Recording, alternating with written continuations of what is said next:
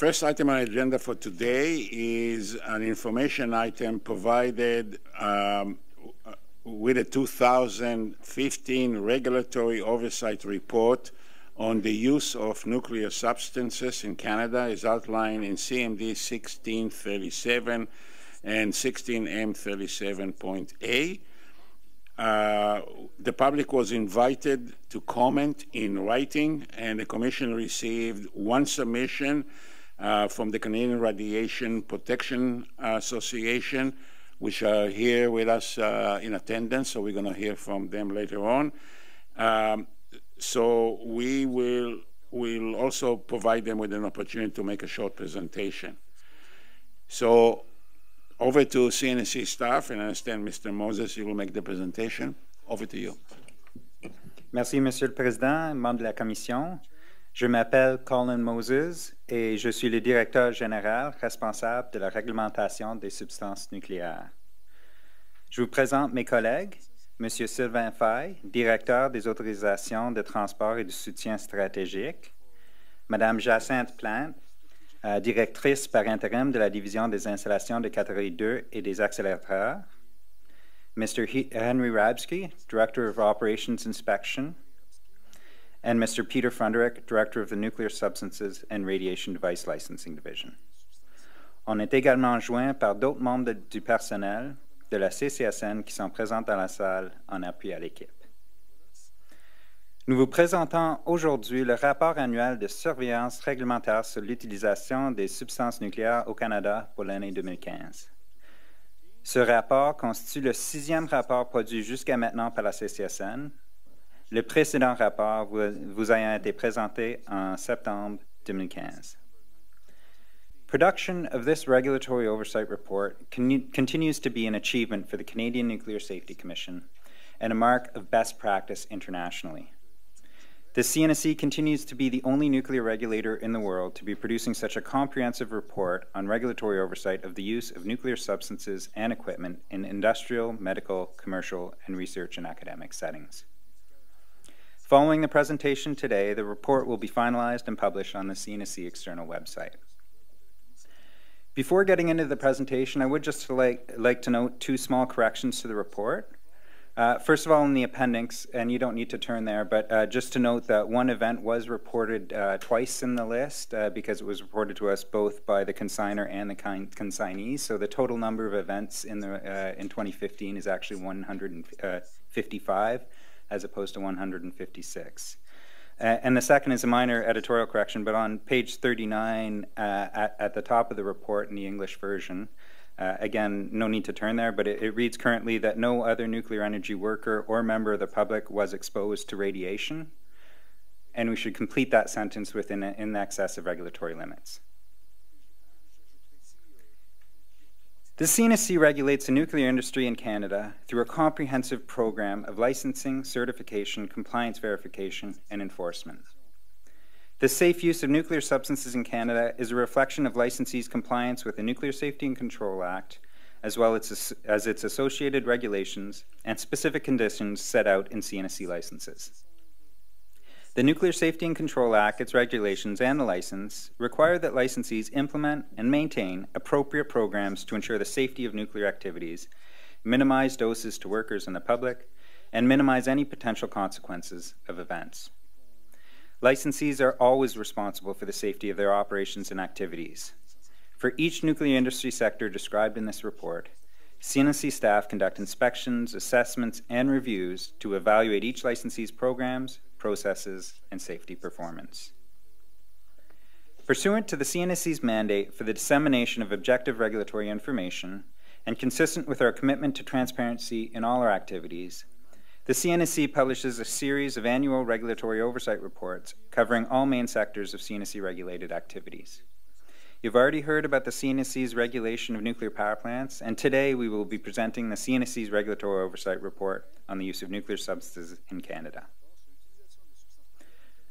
On this slide, you'll see an overview of the presentation, providing an introduction of the CNSC's regulatory approach to regulating nuclear substances in Canada, and going on to present on the performance of each sector. We will continue the presentation highlighting our progress on certain key initiatives underway in 2016. Moving on to the introduction. In 2015, the nuclear substances industry in Canada continues to operate safely.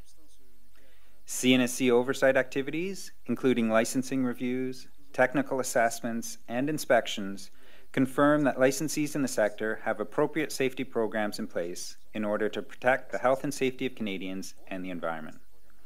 Further, CNSC staff verified that licensees continue to maintain adequate measures to implement Canada's international obligations. Of the 155 reported events in 2015, one resulted in a worker exceeding regulatory dose limits for extremities, and we will discuss this event later in the presentation. The results of our review, documented in the 2015 Regulatory Oversight Report on the Use of Nuclear Substances in Canada, confirmed that the use of nuclear substances in Canada is safe. For this year, the report includes more detailed information on CNSC activities related to the regulatory oversight of the nuclear substances industry. Most notably, the inclusion of reporting on performance of the results in the Management Systems Safety and Control area, and the inclusion of basic information on all events reported to the CNSC for this industry. In addition, the CNSC remains committed to improvement, and we discuss our continued efforts to simplify licensing through the consolidation of licenses for licensees holding multiple licenses, as well as providing additional information on the CNSC's certification of exposure device operators. Finally, as our reporting on industry performance across all regulatory sectors continues to expand, we have now transferred performance information on the 2 Class 1B accelerator facilities to the 2015 Nuclear Processing and Small Nuclear Reactor Research and Class 1B Accelerator Facilities report, where it is presented with other similarly classed facilities. For the second year, the CNSC posted our draft report for comment prior to presenting the report to the Commission. The report was posted on the CNSC's website and pushed out to subscribers to the CNSC's subscription service. In 2015, we updated this list to proactively add all DNSR licensees in order to ensure that they're being informed of regulatory developments at the CNSC. We regularly maintain this list to reflect any changes in the licensee population. In addition, we promoted the publication of the report for comment on the CNSC social media channels. The report was available on the CNSC website for 30-day comment period during the month of August 2016. New for this year, the CNSC also made participant funding available to support the review of the report. One application for funding was received, which was granted by the CNSC Funding Review Committee to the Canadian Radiation Protection Association. The submission by the CRPA was the only one received on this report. While we'd like to take this as a testament to the many improvements we've brought to the report over the years, as well as our comprehensive outreach program, we are somewhat disappointed that we did not receive additional input from licensees and other stakeholders. Submissions on our report have served as useful feedback to support the continuous improvement of our regulatory program. And as a result, we'll be looking at ways next year to promote engagement on this report. This slide and the next highlight the specific comments that were raised, and you will be hearing more about these directly from the CRPA. As noted, CNSC staff appreciate feedback on our regulatory program. This helps us assess the effectiveness and the efficiency of our regulatory processes and informs the prioritization of our improvement initiatives. In that regard, I'll note that many of the suggestions from CRPA are areas that we already had plans in place to assess. For example, with respect to reportable events, the annex included for the first time in this year's report is a first step in sharing operating experience across the industry, so that licensees can learn and improve from each other's experience. We fully support initiatives underway in the industry to share this kind of information proactively, such as the SHARE initiative, which is highlighted in CRPA's submission.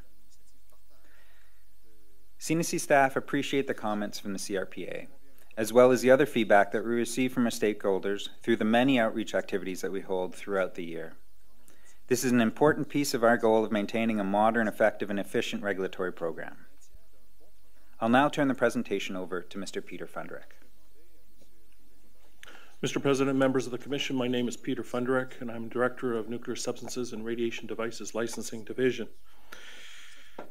In my part of the presentation, we'll provide an overview of the 4 main sectors that are covered by the report. In this presentation, detailed information will only be presented on the overall performance of the 4 main sectors. Further information on the performance of these sectors and the subsectors within each is available within the Regulatory Operations Report. The uses of nuclear substances and nuclear technology in Canada are broad and diverse.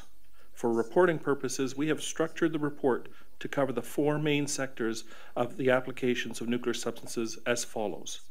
The medical sector, covering the uses of nuclear substances or technology for both diagnostic and therapeutic purposes.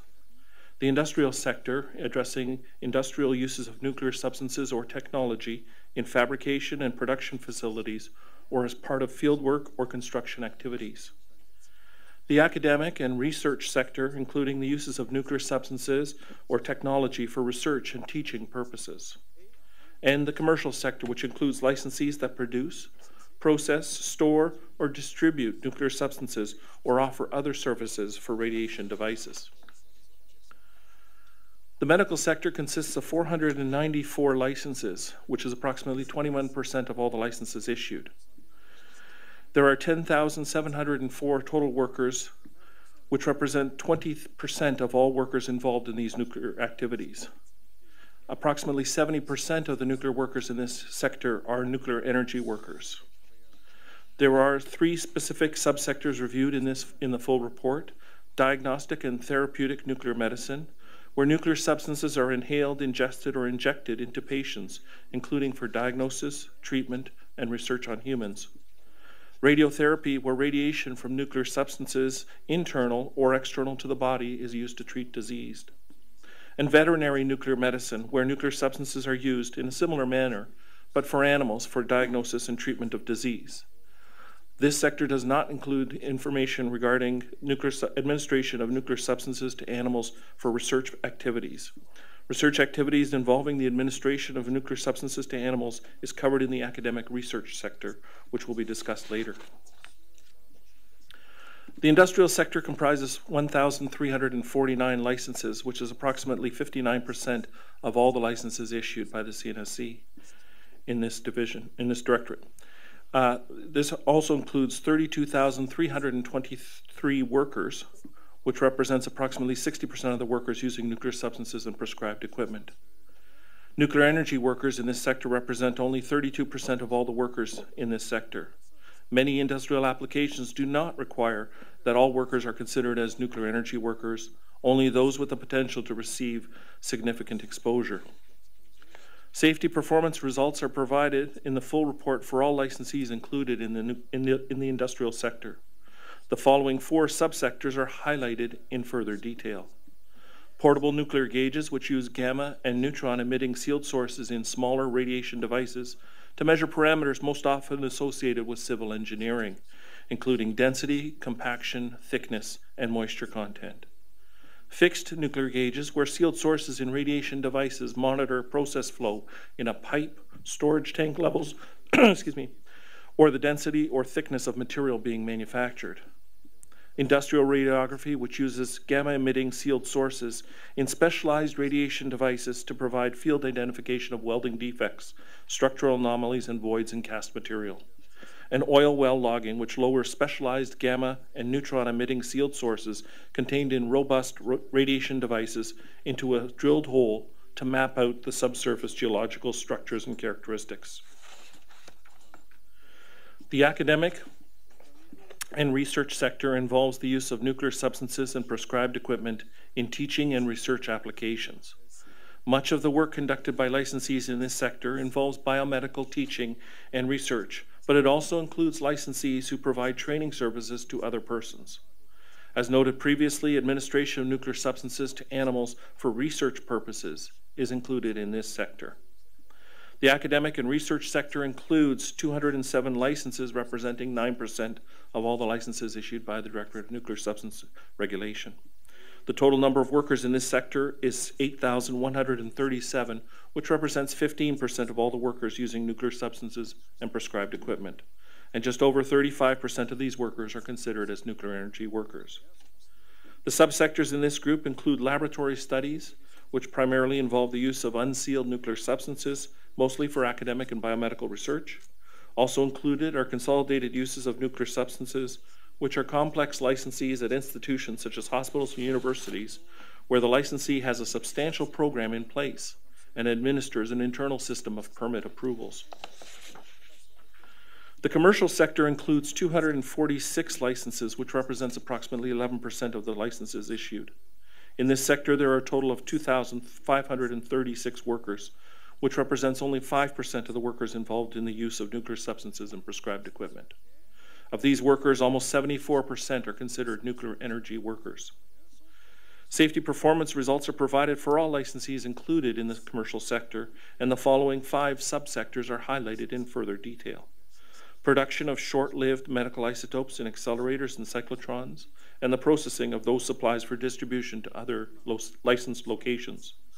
The processing of nuclear substances, typically for nuclear medicine, to match demand for medical isotopes more closely to the supply.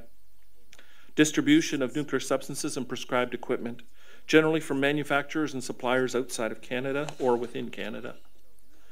Servicing of prescribed equipment following specific CNSC-approved procedures to ensure safety for all persons. And the calibration of radiation detection equipment, where the possession of the equipment to conduct the calibration requires CNSC authorization. As illustrated in this slide, our oversight of the safe use of nuclear substances covers activities across all provinces and territories of Canada. This includes all major hospitals in Canada, most Canadian universities and research institutions, a wide variety of industrial manufacturing and production facilities, and all locations that store, produce, service nuclear substances and radiation devices.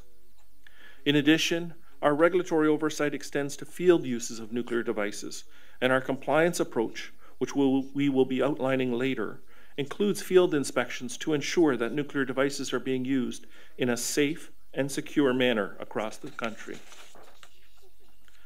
As of December 31st, 2015, there were 2,295 active CNSC licenses held by 1,599 licensees. The extent of activities in these areas remain relatively stable, and despite normal variations in individual businesses, the total number of licensees has remained relatively stable over the past 5 years.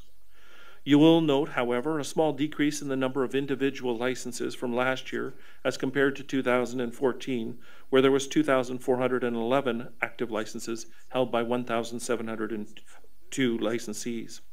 This was primarily driven by the development of a license consolidation strategy aimed at reducing administrative burden on organizations that hold multiple licenses for various licensed activities, such as hospitals and universities. Consolidation of Class II nuclear facility licenses has allowed, for example, the CNSC to authorize a hospital with a medical linear accelerator to operate and service the accelerator under one license instead of 2. In addition, many provincial medical institutions are amalgamating under larger regional groupings as part of a provincial healthcare restructuring plan. As can be seen from this slide, the majority of workers involved in the use of nuclear substances and prescribed equipment arise in the industrial sector, which represents 60% of all workers. The smallest proportion of workers, at just 5%, is in the commercial sector. The medical sector represents 20% of all workers, while the academic and research sector contributes approximately 15% of the workers. As noted, this represents all workers monitored for radiation doses in the 4 sectors. Pursuant to the Nuclear Safety and Control Act, doses are monitored for all workers involved in activities authorized by the Commission. In 2015, there were a total of 53,700 persons working in the fields covered by this report, approximately 60% of those working in the industrial sector, consistent with the relative distribution of our licensees. Of the total number of workers, 41.5% were designated as nuclear energy workers. Nuclear energy workers are those who, in the course of their business or occupation, in connection with a nuclear substance or nuclear facility, perform duties in circumstances which may result in receiving a dose of radiation greater than 1 millisievert per year. The CNSC staff effort related to licensing and certification and compliance verification represents just over 13,000 person days. The majority of the staff involved in licensing, certification, and compliance verification are located in Ottawa, although, as noted, some licensing and most compliance verification staff are located in regional offices. The amount of CNSC staff effort includes administrative support and other CNSC specialists that are necessary to ensure an effective and efficient regulatory program. CNSC staff in regional offices conducted 1,144 inspections in 2015, while the remaining 424 inspections were conducted by staff from the main office in Ottawa. Designated officers in the CNSC Directorate of Nuclear Substance Regulation and the Directorate of Safety Management made a total of 2,579 licensing and certification decisions in 2015, over 80% of these being licensing decisions. Designated officer decisions are based on a comprehensive evaluation of licensing requests by CNSC staff, which are then peer-reviewed to ensure that the recommendation is well supported and that all regulatory requirements have been met. The designated officer makes a decision on each licensing action to ensure that it meets the requirements of the Nuclear Safety Control Act and the regulations. CNSC staff continue to meet all business standards for processing of license applications. In addition, licensing requests that involve patient care are immediately flagged as a priority and are completed within 24 hours, usually within the same day. I will now turn the presentation over to Mr. Henry Rapsky.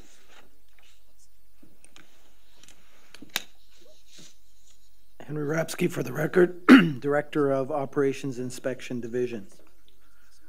To ensure comprehensive regulatory oversight and reporting, compliance requirements have been categorized into a well-established set of 14 technical areas that have proven effective in evaluating licensee performance.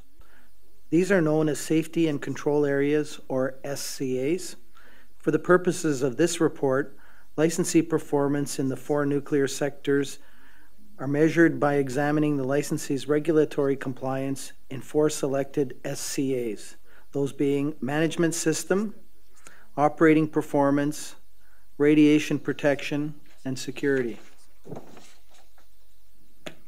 CNSC staff routinely review applications and perform technical assessments to take licensing actions or for the certification of radiation devices and prescribed equipment.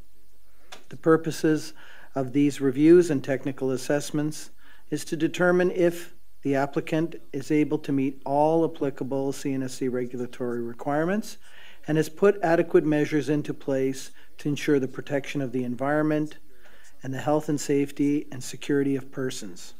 The accelerators and Class 2 facilities, along with nuclear substances and radiation devices licensing divisions, have developed a license consolidation strategy to reduce the administrative burden on organizations which hold multiple licenses for CNSC regulated activities. Approximately 1 million packages containing nuclear substances are safely transported each year across Canada. The packaging and transport of nuclear substances is jointly regulated by the CNSC and Transport Canada. Packages that are used for the transport of nuclear substance must comply with the CNSC packaging and transport of nuclear substance regulations, Transport Canada's Transportation of Dangerous Goods regulation, and the International Atomic Energy Agency's regulations for the safe transport of radioactive material.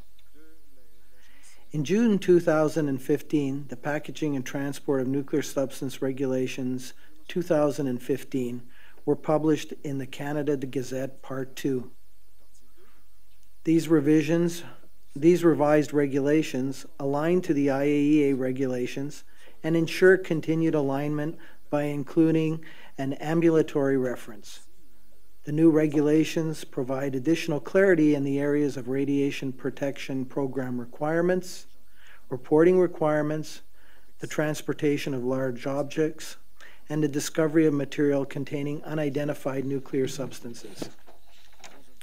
In addition, a new CNSC document, Reg Doc 214.1, Packaging and Transport, was published in February 2016, which links the provisions of the packaging and transport of nuclear substance regulations to specific relevant content in IAEA regulations, the Nuclear Safety and Control Act, and other CNSC regulations. In 2015, CNSC staff conducted 1,568 inspections across the 4 sectors. These inspections verified compliance with all applicable safety control areas. A risk-informed decision process was used for the planning and conducting our compliance activities, commensurate with the risk associated with the various uses of nuclear substances within those sectors and facilities. CNSC staff also verified compliance through desktop reviews of licensee annual compliance reports, license applications, and licensee program documents. CNSC staff require licensees that have failed to meet regulatory requirements to take corrective measures to address non-compliances identified during inspections.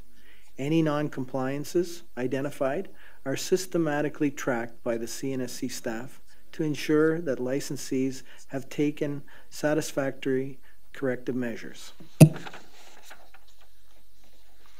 Inspections are conducted by CNSC inspectors at defined frequencies, determined by the risk of the licensed activities. Activities which have been evaluated as being high risk are inspected more frequently than those which have been evaluated as lower risk.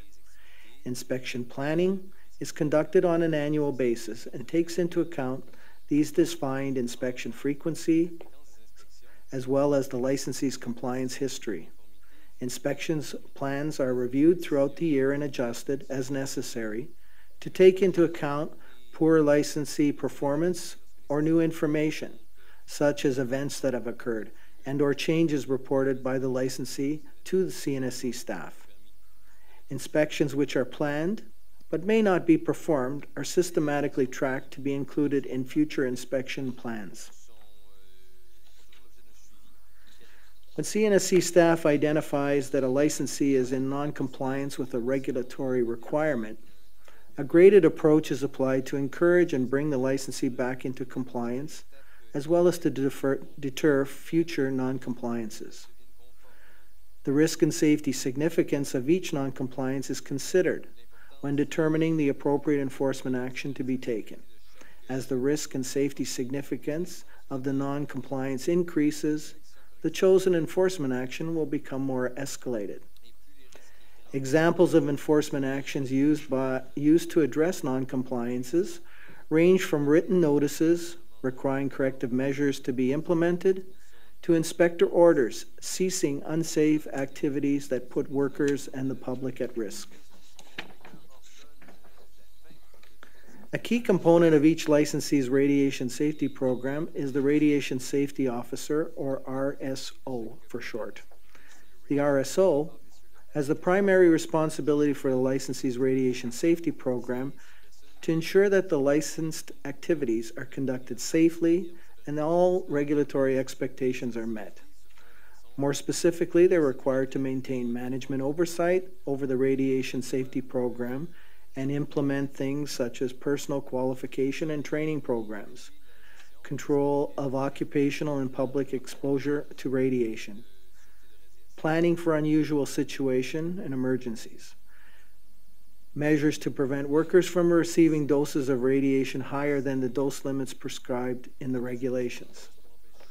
All licensees that operate Class 2 nuclear facilities or that service Class 2 prescribed equipment must have a certified radiation safety officer and a qualified temporary replacement.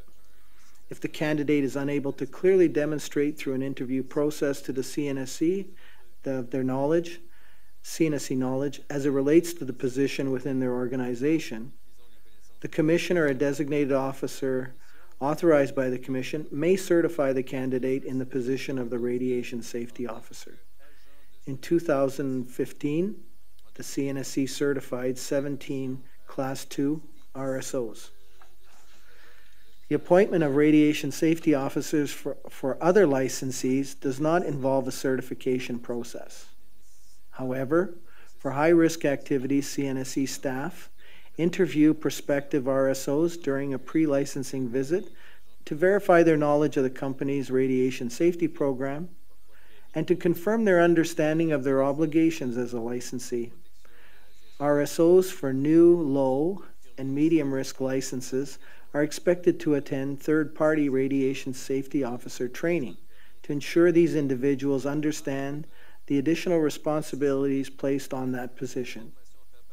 In any case, if it is deemed that the appointed RSO does not have adequate knowledge, the licensing decision may be delayed until the appointment of a suitable representative can be made.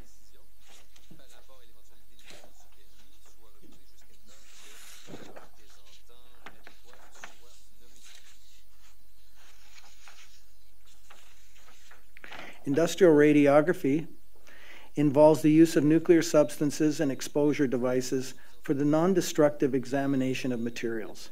Licensees are required under the Nuclear Substances and Radiation Devices Regulation to only permit CNSC certified personnel and supervised trainees to use exposure devices. As of September 1st, 2016, there were 2,429 certified exposure device operators in Canada in possession of a valid certificate with an expiry date. The CNSC Exposure Device Operator Certification Program is designed to ensure the continued competency of the operator and maintaining the safety and security of persons and devices when working with exposure devices.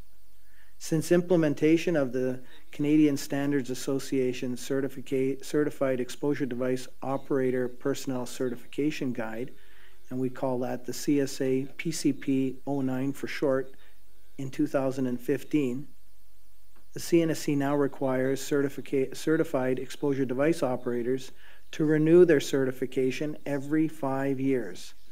This requirement to renew their certification ensures that every exposure device operator maintains the knowledge and skills required to safely operate an exposure device.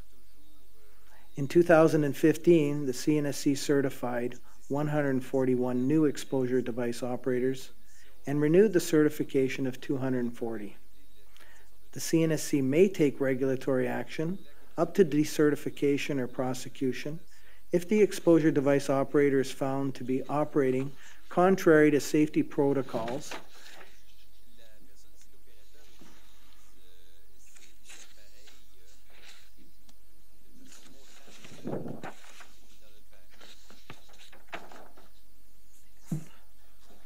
Stakeholder engagement in the form of outreach remains integral to the CNSC's objectives. CNSC staff believe that increased awareness and better understanding of the regulatory requirements by licensees and other persons regulated by the CNSC leads to increased safety in the workplace. Improvements in workplace safety have been observed in subsectors that the CNSC staff have targeted with focused stakeholder engagement activities. Since 2009, the CNSC has conducted a formal outreach program for licensees that use nuclear substances. This program of presentations by CNSC staff and open discussions groups inform stakeholders on upcoming and recent regulatory changes and provides education regarding the CNSC's expectation for licensing and compliance requirements. In 2015, the CNSC continued to create more opportunities for licensees and other persons to interact with the CNSC staff outside the scope of routine inspections and licensing activities, these including the portable gauge industry within the industrial sector.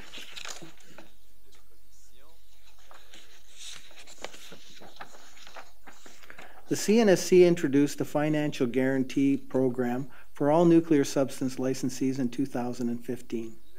The purpose of this new program is to ensure that sufficient financial resources are available to safely terminate a licensee's activities should they become unable to do so.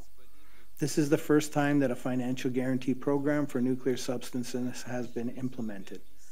The requirement for licensees to maintain a financial guarantee came into effect on April 1st, 2015, and all licensees were in compliance for the year 2015.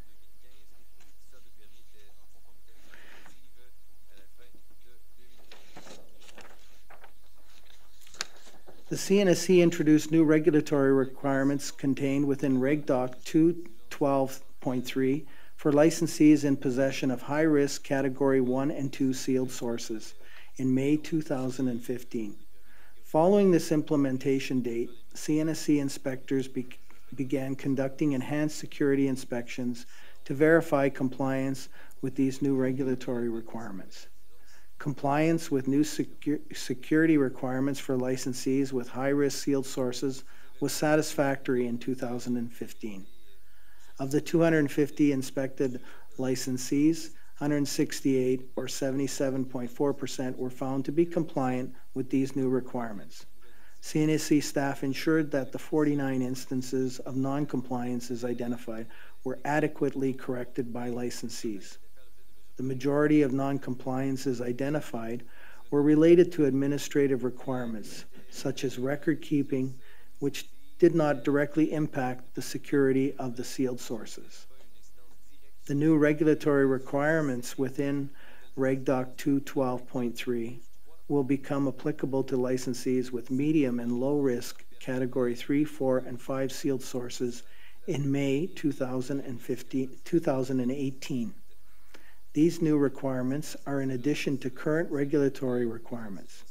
CNSC staff are developing a strategy to promote these new regulatory requirements to these licensees in advance of the implementation date. At this time, I would now like to turn the presentation over to Sylvain Fay, Director of Transport Licensing and Strategic Support Division. Merci, Henry. Bonjour, Monsieur le Président et membres de la Commission.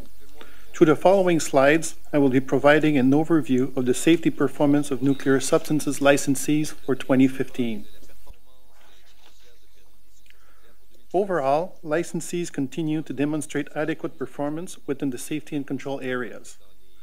The majority of inspected licensees in 2015 were found to be compliant in the 4 SCAs covered in this report, namely management system, operating performance, radiation protection, and security. More details on these 4 safety and control areas is provided in the following slides.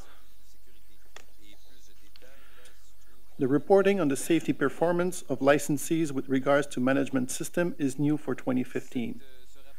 Management systems, which covers the framework that establishes the processes and program required to ensure that an organization achieves its safety objectives, continuously monitors its performance against those objectives, and foster a healthy safety culture. Overall, 96.2% of all inspected licensees showed a satisfactory rating for the safety and control area. The majority of non-compliances included conducting the activities contrary to a license, failure to comply with regulatory requirements related to having records at work locations, and failure to notify the CNSC of changes in contact for licensed activity. For licensees such as hospitals that holds multiple licenses for various activities, non-compliances observed during inspections mostly related to inadequate management oversight of their radiation protection program. In all cases, licensees addressed these non-compliances to the satisfaction of the CNSC. Moving forward, the results from subsequent years will be added and trending will be monitored as part of the report, similar to the other safety and control areas. Moving now to operating performance, which refers to the licensee's ability to perform licensed activities in accordance with pertinent operational and safety requirements defined in the Nuclear Safety and Control Act, its associated regulations, and license conditions. Licensees are expected to demonstrate that they comply with operational and safety requirements by providing workers with appropriate procedures for the safe use of nuclear substances and prescribed equipment, by ensuring that workers follow procedures, and by maintaining records that demonstrate compliance. All sectors continue to demonstrate adequate performance in 2015, with 90.6% of inspected licensees found to be in compliance with regulatory requirements. The majority of non-compliances in the safety and control area included failure to comply with regulatory requirements related to retention of records, workers' obligations, and seal source leak testing. In all cases, licensees addressed these non-compliances to the satisfaction of the CNSC. As shown in the table, 2 inspections conducted within the industrial sector resulted in an unacceptable rating for the safety and control area in 2015. In both cases, an order was issued to ensure that corrective actions were taken immediately. Despite stability in the overall industry, the academic and research sector rating in this safety and control area has been trending downwards since 2013. In response to this trend, CNSC staff modified a component of their outreach strategy to increase the focus on this industry sector in 2016. Moving now to radiation protection, which requires licensees to establish programs to ensure that contamination levels and radiation doses received by workers are monitored, controlled, and maintained below regulatory dose limits, and kept at levels that are as low as reasonably achievable, social and economic factors being taken into account. Licensees are expected to monitor worker dose, post radiation warning signs, plan appropriately for radiological emergencies, manage oversights of operational activities, institute effective workplace practices that emphasize the use of time, distance, and shielding to minimize exposures to radiation, and use appropriate protective equipment. All sectors demonstrated a good performance within the safety and control area, with 88.7% of inspected licensees who received a satisfactory rating. The majority of non-compliances included survey meters not being calibrated, inadequate implementation of measures to ensure that doses are kept ALARA, and improper posting of signs at boundaries and point of access. In all cases, licensees addressed these non-compliances to the satisfaction of the CNSC. As it can be seen, this safety and control area has remained relatively stable over the years and showing a small increase in the overall compliance rating since 2013.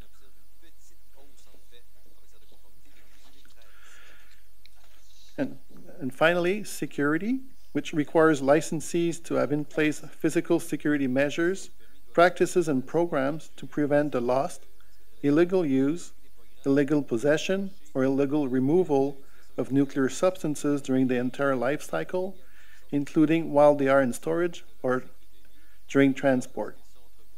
The extent of the security measures required depends on the type of nuclear substances used and activities performed by each licensee.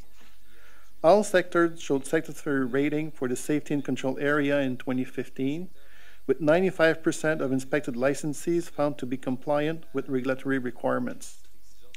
2 inspections were given an unacceptable rating and resulted in the issuance of an order to each licensee to ensure that corrective actions were taken immediately. Licensees addressed and corrected all non-compliances identified during inspections to the satisfaction of CNSC. The performance in the safety and control area remained stable in comparison to last year, which was the first year where the safety performance of licensees for the safety and control area was incorporated into the report.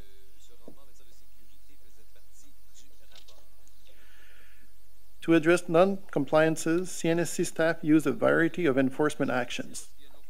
These range from notifications of non-compliances up to requiring corrective actions through the issuance of inspector orders or imposing administrative monetary penalties.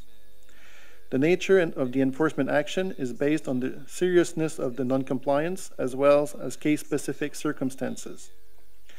Depending on the severity of the non-compliance, more than one enforcement action could be needed.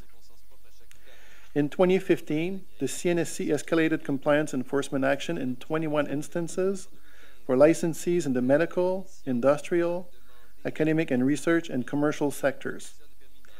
In 15 instances, the CNSC staff issued orders which required licensees to take immediate corrective measures. In each case, the licensee immediately complied with the order. Once the CNSC was satisfied that the licensee had addressed the order's terms and conditions, the order was closed. As well, CNSC designated officer issued 6 administrative monetary penalties in 2015, and all administrative monetary penalty issued in 2015 have been paid. Although not shown on this slide, the CNSC decertified 1 exposure device operator in 2015. This stemmed from an inspection in 2014 that identified non-compliances relating to the use of survey meters and supervision of exposure device operator trainee.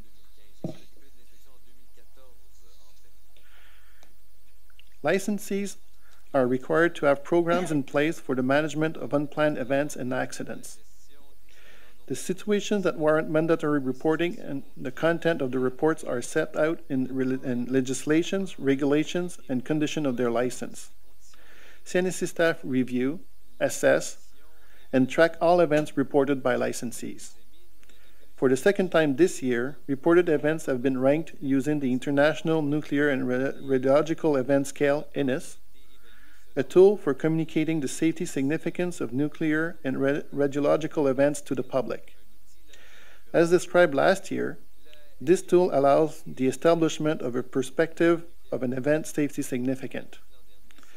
The scale has been used to classify events at nuclear power plants since 1990 and has been extended over the years to apply to all nuclear industry installation. By 2006, it had been adapted to all events associated with the transport, storage, and use of radioactive sources and nuclear substances. Note that the scale is not a tool to compare safety performance amongst facilities or organizations, but to effectively communicate the safety significance of events. In 2015, there were 155 events related to nuclear substances reported by to the CNSC by licensees in the sectors covered in this report. Events involving missing or found sealed sources are also incorporated into a report that is available on the CNSC website and updated on a regular basis. Of the 155 events, 147 were ranked as level 0 or of no safety significance under the INES scale. 6 were ranked as level 1 or anomaly on the INES scale due to the quantity of nuclear substances involved and the type of event reported. Finally, 1 ranked as level 2 or incident under the INES scale. More information on these events which obtain an INES rating above 0 is provided in the next slides. There were 6 events reported that received a level 1 rating under the INES scale. Of these events, 5 involved the loss of portable gauges containing low risk, category 4, sealed sources. The figure on the right side of the slide demonstrates that the above noted event correspond to a level 1 on the INES scale. Events where portable gauge have not been recovered continue to be tracked by CNSC staff. The remaining event involve a nuclear medicine worker who self-administered iodine-123 for thyroid procedures on 2 occasions. This event was reported by the licensee in 2015 when they became aware as these events occurred in previous years. The level 2 event occurred when a nuclear energy worker from the commercial sector received an extremity dose above the regulatory limit of 500 millisievert for the end. The worker in question, who was processing fluoride 18 in a hot cell, handled a large quantity of this radioisotope without shielding. As a result, the worker was exposed to a relatively high extremity dose. The dose to the worker's left hand was conservatively estimated by CNSC staff to be 1.7 sievert, which is above the annual regulatory limit for extremities, but below the threshold for deterministic effects. The effective dose to the worker was estimated to be 15 millisievert as a result of this event. No other nuclear energy worker or members of the public were exposed to radiation. Under the INES scale, this event ranked as level 2 or incident since the exposure to the worker exceeded 10 millisievert. Such doses are well below the regulatory dose limit for nuclear energy workers and would not be expected to result in adverse health effects to the exposed person. In response to this situation, the licensee removed the worker from duties associated with nuclear substances in accordance with the radiation protection regulations. And CNSC staff conducted an inspection as part of the review and assessment of the event. As a result of the inspection, the CNSC issued an order to the licensee. This event was presented at the June 2015 Commission meeting and is considered closed. Overall, doses received by nuclear energy worker remained low in 2015. While the regulatory dose limit is 50 millisievert per year, the majority of workers received a dose below 1 millisievert, which is the dose limit for members of the public.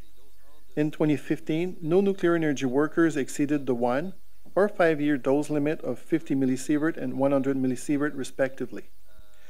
I will now turn the presentation over to Mr. Colin Moses. Thank you. Before staff conclude the presentation, we would like to provide an update on some of the industry trends that we continue to monitor and to highlight some of the work that we currently have underway in 2016. As is evidenced by this report, the nuclear substances industry is a diverse and ever-changing community. As a result, CNSC staff monitor trends and developments in order to ensure that we maintain a program that is suitable and effective and reflects the current state of the industry. In recent years, a number of sectors have been trending towards consolidated operations. For example, in the medical sector, some provinces, including Alberta and Quebec, are revising provincial authorities to amalgamate hospitals by regions. Similarly, in the industrial sector, we are seeing larger pan-national companies acquiring smaller local companies. The recent downturn in the oil and gas sector has also had a significant impact on the industrial sector, particularly for the radiography and well logging industries which serve this sector. In addition, the nuclear industry is seeing an increased pace of change, particularly in the medical sector. Innovations in isotope production technologies are leading to a more diversified and decentralized supply of medical isotopes. CNSC staff are closely monitoring these trends to ensure we continue to have the necessary tools, requirements, and resources to effectively oversee the nuclear substances industry. As necessary, we adapt our regulatory oversight strategies to ensure that licensees continue to maintain a high level of safety across all their operations. Some of the specific initiatives we have underway are discussed in the following slides. As I mentioned, staff are committed to maintaining a modern, responsive, effective, and efficient program. To that end, we are continuously seeking ways to improve based on feedback from our stakeholders, in response to trends identified in the industry, or as a result of lessons learned exercises that we perform following every major initiative. In 2016, we conducted a lean assessment of the nuclear substances and radiation devices licensing process. This 3-day workshop brought together experts of all groups involved in the activity, using a methodology that was originally developed for process improvement in the manufacturing sector. The workshop identified a number of opportunities to improve our internal processes, which we are in the process of implementing. Similarly, to simplify licensing and reduce administrative burden for licensees, we continue on our drive to offer consolidated licenses. We have made good progress for Class 2 facilities and are now turning our attention to nuclear substance and radiation device licenses, which will include a review of the license structure and processes to pave the way for this improvement for all licensees. With respect to radiation safety officers, we are undertaking an assessment of our oversight approach for those responsible for nuclear substances and radiation devices, in order to assess potential improvements to our program to ensure that they provide effective oversight of their radiation safety programs. Continuing to leverage best practices for compliance, we are increasingly making use of performance-based inspections so that we verify compliance with procedures while the devices are in use in the field. This is an important component of our portable gauge strategy, which drove significant improvement in the subsector over the past couple of years. Finally, to ensure that we continue to have a robust and defensible and efficient program, CNSC staff transferred the compliance oversight of the import and export of sealed sources to the Directorate of Nuclear Substances Regulation, leveraging our Directorate's existing compliance activities. As you heard yesterday, CNEC staff are also working on developing a number of regulatory documents that are relevant to this sector, including developing guidance on reporting expectations, as well as working on a reg doc that provides information on safety culture. This latter document outlines elements of a healthy safety culture and will serve as useful guidance for nuclear substance licensees. Coincident with this document, CNEC staff is developing a methodology to assess the maturity of a licensee's safety culture, and will be piloting this approach in the isotope production sector in the near future.